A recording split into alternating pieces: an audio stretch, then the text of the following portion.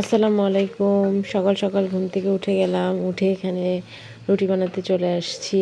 আর আমার আজকে সবচেয়ে দুঃখের কথা হচ্ছে আজকে আমি অনেকক্ষণই ব্লগটা করি, বাট সামহাউ যেভাবে হোক আম আমার যে ভিডিওগুলো করছিলাম ওগুলো ডিলিট হয়ে গিয়েছে। তাই আজকে আমার ব্লগটা খুবই ছোট হবে। জানি না কিভাবে ডিলিট হয়েছে। আমার এখানে মেমোরি ফুল দেখাচ্ছিল, মানে স্টোরেজ ফুল দেখাচ্ছিল। তো ডিলিট করতে করতে কিছু ভিডিও ডিলিট হয়ে যায়। কোন সময় ডিলিট হয় আমি নিজেও বলতে পারি না। তো সেজন্য আমার আজকের ব্লগটা খুবই ছোট হবে। তো এই যে আমি রুটি বানাবো সেটার ডোটা তৈরি করছিলাম, এবং এটার ডো তৈরি হওয়ার পর রুটিটা বানাই সেটাও ব্লগ করি, এবং তারপরে যে আমি তরকারি রান্না করি সেটার ভিডিও করি, শ্যুট করি, কিন্তু দেখা যায় ওইটাও ডিলিট হয়ে যায়। সো কিছু করার নাই, আজকে তোমাদেরকে কষ্ট করে একটু ছোট ব্লগ দেখতে হবে, আমি ছোট ব্লগ দিচ্ছি। তো যে যেখান থেকে দেখছো আমার চ্যানেলে সবাইকে অনেক অনেক স্বাগতম। সবাই নিশ্চয়ই অনেক ভালো আছো, এবং আমাদের জন্য অনেক অনেক দোয়া করবে, আমার চ্যানেলটি সাবস্ক্রাইব করবে, এবং আমার চ্যানেলে লাইক দিয়ে আমার পাশে থাকবে। আর ভালো হলে একটা কমেন্ট করবে, আর কেমন লাগলো সেটাও জানাতে আমাকে অবশ্যই ভুলবে না।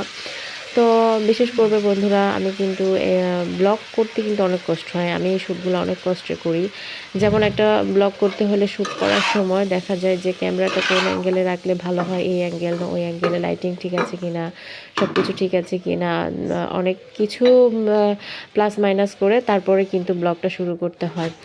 আর এইদিকে দেখো সূর্য ওঠার কোনো নাম নেই আজকে কদিন ধরে, হাড় ভাঙা শীত ভাই। তারপর যাই হোক, তারপর আমি এখানে চলে আসলাম, দেখলাম যে এখানে কুয়াশার কারণে আমার গ্রিলগুলো তো ময়লা হয়েছেই, ওইদিকে আয়নাগুলো একদম ঘোলাটে হয়ে গেছে। তো ভাবলাম এই সুযোগে আমি আমার গ্রিলগুলো পরিষ্কার করে নিই। ওইদিকে তো চুলায় ভাজি বসানো আছে। আর ওই যে বললাম অনেক কিছুই শ্যুট করেছিলাম, বাট ডিলিট হয়ে যায়। তো ভাবলাম তোমাদের সাথে তাহলে যেগুলো আছে সেগুলোই তোমাদের সাথে শেয়ার করি। আর যেহেতু এই জানলাটা আমার খাটের পাশে, এখানে অনেক নোংরা হয়, নোংরা হয় বলতে বাইরে থেকে অনেক ময়লা আসে সেটাই। তো আমি কয়েকদিন পর পরই পরিষ্কার করি। তো ভাবলাম আজকে আমি এটা যেভাবে পরিষ্কার করছি তোমাদের সাথে শেয়ার করি, এবং বিশ্বাস করো এটা পরিষ্কার করার পর জানলাটা কিন্তু অনেক সুন্দর হয়, অনেক ভালো লাগে। এবং দেখা যায় গরমকালে এখান দিয়ে অনেক রোদ আসে, যার কারণে আর ধুলাও আসে, যার কারণে পরিষ্কার করলেও 2 দিন পর পর আবার ময়লা হয়ে যায়। তো যাই হোক, অনেকদিন ধরে জায়গাটা পরিষ্কার করা হচ্ছিল না, ভাবলাম তোমাদের সাথে শেয়ার করি। তো এই অবস্থা, ভিজে দেখো কী অবস্থা, দেয়ালগুলো ভিজে, জানলা ভিজে, আমার পাশে খাট আছে, খাটের তোষকগুলো ভিজে যায়, বালিশগুলো ভিজে যায়।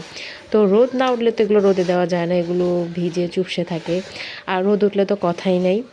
তো আর যাই হোক, আজকে আমার ব্লগটা এতটুকুই। সবাই ভালো থেকো, সুস্থ থেকো, এবং আমাদের জন্য অনেক অনেক দোয়া করো। এদিকে আমার ছেলেও তোমাদেরকে বিদায় দিচ্ছে। আল্লাহ হাফেজ।